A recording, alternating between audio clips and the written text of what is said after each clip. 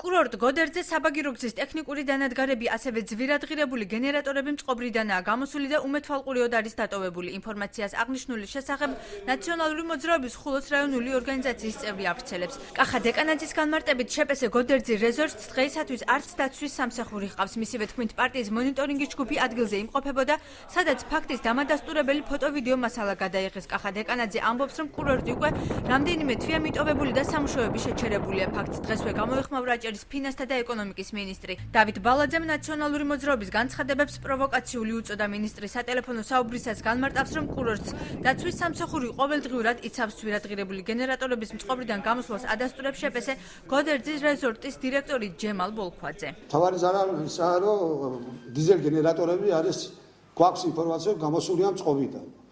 და ამ ინფორმაციის დასამტკიცებლად რო წავედით, არავინ არ იყო ადგილზე. ყარაული ის დროზე არ იმყოფება იქა. ანალოგიურად გენერატორების საკითხი, დიზელ გენერატორები არის უმოქმედოდ და ის ინფორმაციაც გვაქვს, რომ ყინვისგან არის უპატრონობის გამო, უყურადღებობის გამო არის ყინვისგან წყობიდან გამოსული. დახეთქილია ეს გენერატორები. არაფერი არ არის დაკარგული, ეს გენერატორები ვიცი რომ წყობრიდან არის უბრალოდ გამოსული ერთი გენერატორი.